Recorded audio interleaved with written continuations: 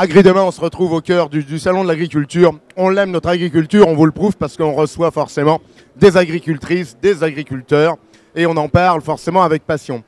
Aujourd'hui, c'est vrai que les tendances, je ne vais pas dire qu'elles s'inversent, mais en tout cas, elles se dupliquent, et je crois que plutôt qu'opposer les modèles, il faut savoir les additionner, et on a de plus en plus d'urbains. C'est comme ça, notre vie a changé. Jean-Pierre, toi, tu es architecte. Architecteur, agriculteur. Architecteur, agriculteur. C'est vrai que notre vie a changé, hein. Nos villages, je ne veux pas dire qu'ils se vident, mais en tout cas, il y a une réorganisation professionnelle, sociale, sociétale. La ville, en tout cas, accapare l'espace. Pour autant, on a en nous un ADN, on a nos gènes, et l'agriculture est quand même, dans chacun d'entre nous, qu'on soit jeune ou vieux, de toute façon. Et on voit éclore ici et là un ensemble d'expériences, heureuses bien souvent d'ailleurs. On reposera la définition de terroir ensemble, bien évidemment, avec Gilles. Mais l'agriculture urbaine est née. En tout cas, on ne peut pas aujourd'hui tourner le dos parce qu'elle est là, avec énormément de belles réussites, hein. On va les aborder avec toi. Alors toi, en tant qu'architecte, est-ce que c'est déjà un terrain de jeu? Le béton, le verre, déjà, le reste. la ville se transforme. Ça, Ouais. et c'est inéluctable. Il faut qu'elle se transforme. Il faut que la nature revienne. Donc la nature, qui dit nature, peut dire aussi agriculture. La ville, elle est née de l'agriculture. Donc, nous, en fait, chez Aéromat, on fait de l'agriculture urbaine. Donc, dans l'agriculture urbaine, il y a le mot urbain. Urbain, en fait, c'est en grande partie la ville, hein. Et la ville, on peut dire que c'est l'expression spatiale des relations humaines, hein. Donc, nous, en fait, chez Aéromat, on travaille des espaces agricoles qui sont architecturés justement dans le sens du lien social, de recréer du lien, hein. Donc on fait de l'agriculture, hein, sur des toits, sur des murs, sur des recoins, sur tout type de sites disponibles pour pouvoir cultiver. Et en fait, on crée de l'espace et on crée des espaces dans le sens d'espace public qui recrée justement ce lien. Donc c'est l'expression spatiale des relations humaines. On essaie de recréer aussi, au travers de ces architectures, des relations, hein. Des relations. Donc après, effectivement, il n'y a pas que ça, il y a aussi de la production, hein. Et cette production, elle est, on peut pas dire qu'on va nourrir la planète avec l'agriculture urbaine. On est d'accord, Quoi qu'il en soit, il y a des statistiques, la FAO notamment, qui dit que dans un certain nombre d'années, et compte tenu de l'évolution des villes, l'agriculture urbaine représentera quand même un certain pourcentage de la production agricole dans le monde.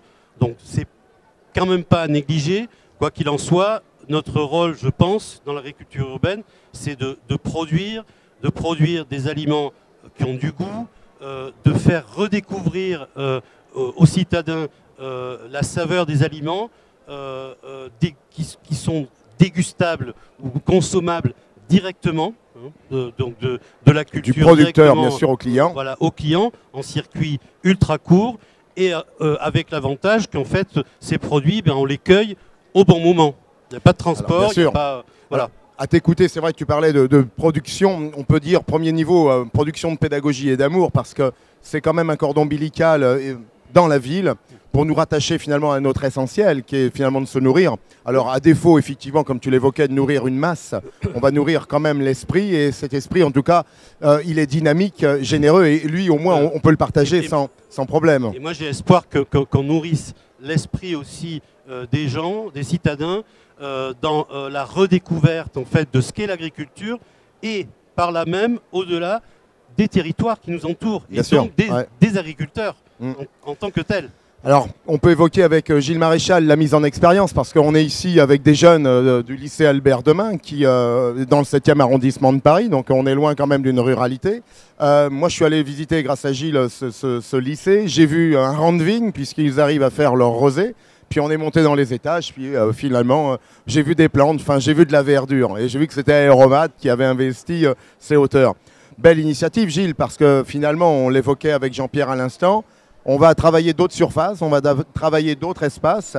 Et puis, on l'évoquait, on va produire alors l'amour et puis de la pédagogie, mais aussi des plantes aromatiques et des fruits, des légumes. Oui, c'est ça, Jean-Pierre l'a dit, hein, l'agriculture urbaine, je dis toujours, c'est l'agriculture de la contrainte. À la fois sur le plan positif et négatif, c'est-à-dire c'est une agriculture qui effectivement manque de surface, qui doit faire fi de tous les paramètres de la ville, mais qui par contre est au milieu de la population, d'une population nombreuse, et qui elle se retourne sur l'agriculture de plus en plus, sur son alimentation, pour savoir comment, à partir de ce qu'elle a dans son assiette, on le voit bien ici aussi, comment ça a été produit, d'où ça vient, quelles sont les pratiques qu'il y a derrière, et recherche de la qualité et de l'authenticité.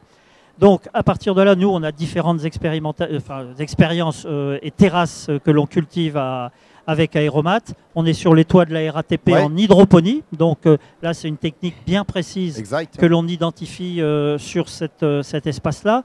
On va être sur le toit de Truffaut dans un mois bientôt, puisqu'on a gagné un concours que initie la ville de Paris qui s'appelle Pariculteur, sur un projet qui consiste à, quand les parents font leurs courses, on s'occupe des enfants sur le toit sur un projet qui s'appelle Miniculteur. Donc ça veut dire, pour reprendre un peu ce que disait Jean-Pierre, c'est vrai que la production, c'est le support pour nous, à partir duquel on vend des différentes strates. La formation, le lycée Albert Demain, c'est exactement ça. C'est un lycée hôtelier. Les profs vont sur la terrasse, ils emmènent les lycéens et ils regardent, ils voient, ils disent, ils font des cours sur les légumes, etc. Et ils ont ces légumes autour d'eux. Ça change tout. Il y a une façon aussi de redécouvrir la nature. Ensuite, on fait de l'événementiel. C'est vrai que là aussi... On parlait de pédagogie, mais on y est. On parlait de pédagogie. Il y a des tas d'endroits. C'est la Fashion Week en ce moment. Ouais. On recherche de plus en plus des endroits où on peut présenter l'art, la mode et aussi l'agriculture d'une certaine façon. Et puis l'alimentation, bien sûr, où on va être ici bientôt, je crois, en 2022, sur les toits du hall 6 et 7. Je crois que ce sera la ferme urbaine la plus grande d'Europe. Alors, je vais en retourner un peu vers toi, Jean-Pierre, parce que je me suis forcément... j'ai mené l'enquête en ville, et puis j'ai vu que Gilles parlait de Strat. Alors, je vais évoquer des choses, parce qu'il faut qu'on se relie avec notre alimentation. J'ai vu du champignon dans des caves. Oui. J'ai vu des fraises dans des containers. On a remonté un petit peu.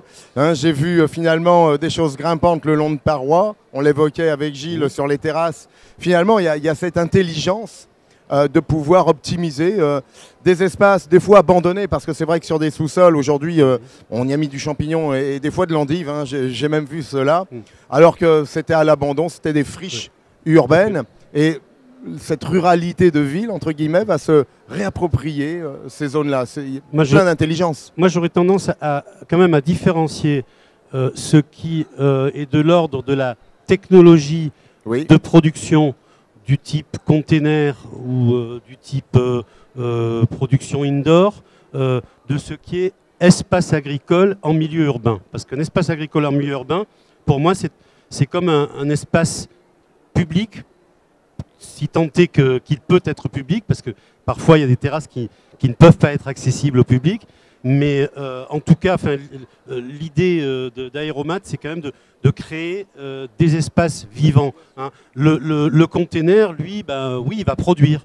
Mais au-delà de produire, il n'a pas de fonction de lien ou de... Voilà. Oui, Jean-Pierre, je rebondis ce que tu viens de nous évoquer.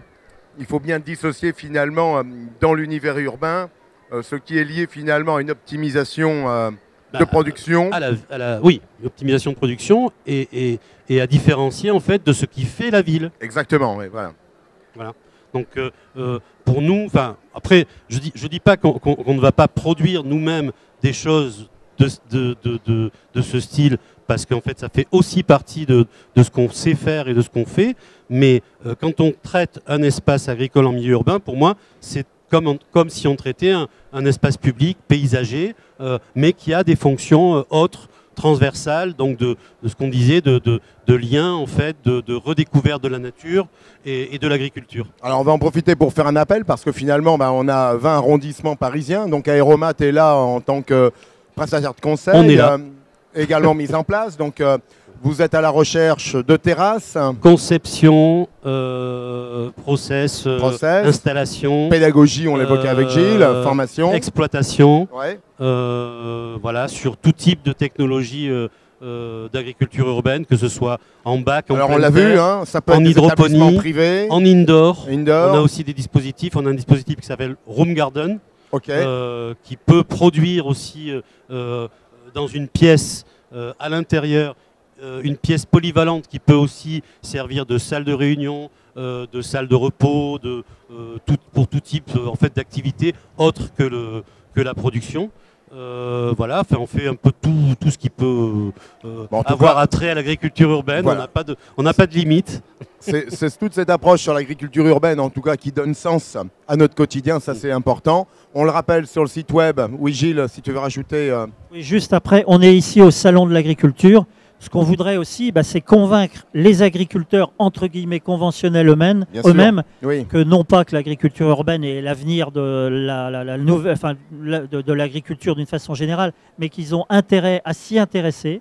Parce que, bon, on le disait, il y a de l'innovation, il y a des relations nouvelles qui se créent. Moi, je n'aurais pas rencontré Jean-Pierre si on n'avait pas été donc un architecte, des artistes, etc. Et donc, on parle toujours de l'agriculture qui se regarde un petit peu le nombril. L'agriculture urbaine est une des façons pour elle de sortir de sa coquille, et Dieu sait si elle en a besoin en ce moment. Je me permettrais de dire, c'est construire autrement et avec les autres, ça c'est important en tout cas. Cette agriculture, elle prend sens en tout cas certainement dans cette voie. Aéromat, on retrouve un site internet, www.aeromat.paris, important. Et puis plus d'informations, tout simplement vous faites agriculture urbaine, Aéromat sur Google et vous retomberez sur Jean-Pierre et Gilles. Voilà, merci à vous. Merci.